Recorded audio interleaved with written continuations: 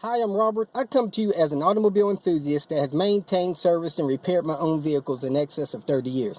I currently drive a car with over 230,000 miles on it, and I once had a car that had over 400,000 miles on it and ran very well. While you're watching the video, please watch a step or two ahead. Sometimes the current step is better explained in the next step or two. Also, like, share, subscribe. Thanks for tuning in. I hope you benefit from the information.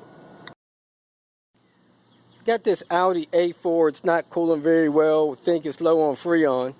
So we're going to go ahead and check the pressure on it and check the Freon level and service it with Freon if it needs some. Here's the tag under the hood that tells you that it takes 134A, 500 grams, I guess, plus or minus 20 grams. And when you look at this can has 340 grams. So it may still be a little bit low on coolant refrigerant, but I wanted to show you where that tag was. First thing you do is pop the hood. You come in on the passenger side and pull a weather strip, and when you pull the cowl out, you'll see the low pressure port right there. So that's where you need to hook your gauge up to. You screw the cap off. It should screw off with your hand, and it should look like a little valve stem in there. Try not to drop the cap down in the battery compartment. So that's your low pressure port. I'm gonna go ahead and hook my gauge tool on it. This is the tool that I use. It has a pressure gauge on it and an adapter for the can. So you go ahead and lift the cowling up, and it just pull the sleeves back, and it clips on. Then you look at the gauge, and it has a pressure on it, but the pressure is really not good unless you have the system on and running full blast. So I'm gonna go ahead and turn the car on, turn the system on, and run it full blast.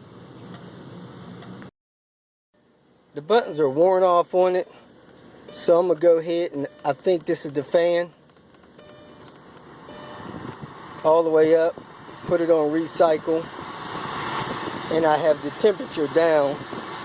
So I'm gonna go ahead and back outside to the engine compartment.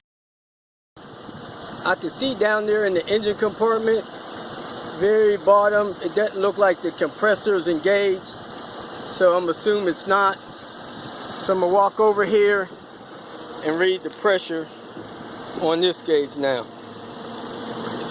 Pressure seems real low, so I'm gonna go ahead and connect the bottle and service it with Freon. This tool has a tap on it for the bottle. These bottles are about $9 a piece. At Walmart, you can get them other places. This is 134A, that's supposed to be safe for the environment. I got this screwed on. Now I'm gonna screw the tap down in there and to tap the bottle, then I'm gonna back it back out and watch the pressure on the system. I'm gonna end up dumping this whole bottle in there. When I initially open the bottle, the pressure goes up in the warning zone, and then I rock the can back and forth until I think all of it is in there, and then the pressure comes down and stabilizes. It should be somewhere between 45 and 50 psi once you're done. When I look down there, it looks like the compressor kicked in at some point in time. So I'm gonna go inside and see if it's getting cold air inside. The air inside is blowing cold, but it's not as cold as I would expect it to be. But looks like the pressure is still low.